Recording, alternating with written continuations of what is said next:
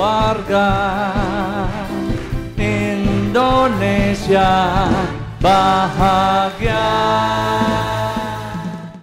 Saya berada di kota Kucing dan dari kota ini menyampaikan inspirasi untuk keluarga Indonesia bahagia. Nah, kali ini saya mau bahas mengenai suami yang bijaksana.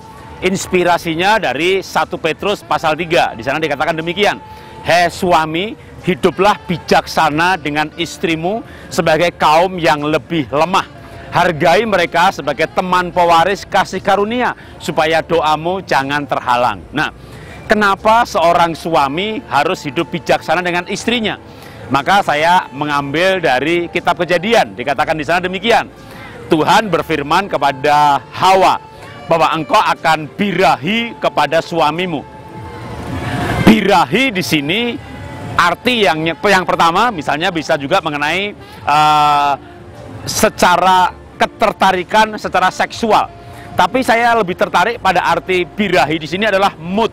Jadi wanita, suami harus mengerti bahwa istri atau wanita itu makhluk yang mood. Nah, Tuhan menciptakan seorang istri wanita itu akan mood kepada suaminya.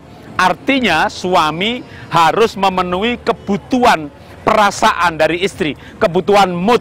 Karena kalau wanita moodnya baik, kalau wanita moodnya baik, dia akan berlaku baik, jadi penolong yang luar biasa, dia ramah, cheerful, ceria.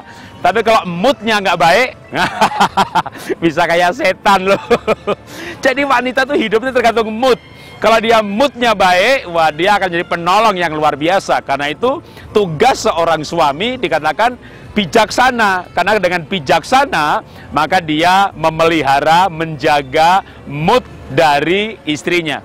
Nah, saran saya kepada suami gitu ya, memang tugasnya adalah memenuhi kebutuhan emosi dari istri. Ketika kebutuhan emosi, rasa aman, dipercaya, diterima, itu dipenuhi, maka seorang istri moodnya akan bagus. Tapi kalau moodnya nggak dipenuhi, dia tidak akan mampu berperan sebagai penolong, tapi mungkin justru akan menjadi penggonggong, penodong, pengerongrong.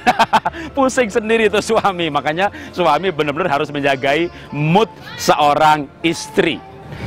Seorang suami harus memenuhi kebutuhan mood dari istri. Kenapa? Karena kalau enggak, dia akan mencari mood dari yang lain gitu ya. Moodnya jelek, dia pergi ke mall, beli barang mewah, makan.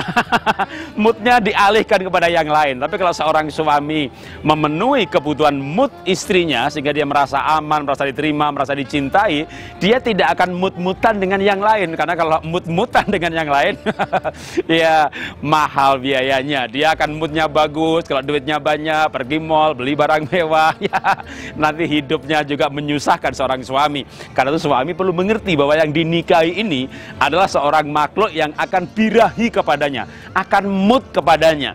Ketika seorang suami menjaga moodnya istri, disitulah namanya pernikahan menjadi bahagia. Kenapa? Karena dikatakan kalau istri itu birahi kepada suaminya atau mood kepada suaminya, artinya seorang istri, seorang wanita itu makhluk responder. Dia meresponi apa yang terjadi dengan sekitarnya, dan terutama adalah belahan jiwanya, suaminya, pasangannya. Jadi berlaku sebenarnya hukum tabur tuai. Kalau suami mau istrinya baik, romantis, menolong, sukacita, nah tabur saja kebaikan, cinta kasih, perhatian, karena dia hanya meresponi. Responder, mood itu responder. Jadi dia hanya meresponi apa yang dia alami, dia yang terima. Maka perilaku itu sebenarnya reaksi atas perlakuan. Kalau seorang suami mencintai istrinya, dia setia, dia menjaga perasaan, maka kuncinya adalah tadi firman Tuhan berkata, hei suami, hiduplah bijaksana. Bijaksana artinya bisa menjaga perasaan istrinya. Ya, inilah inspirasi yang saya sampaikan dari kota Kucing untuk keluarga Indonesia bahagia. Salam dahsyat, luar biasa. Warga Indonesia bahagia.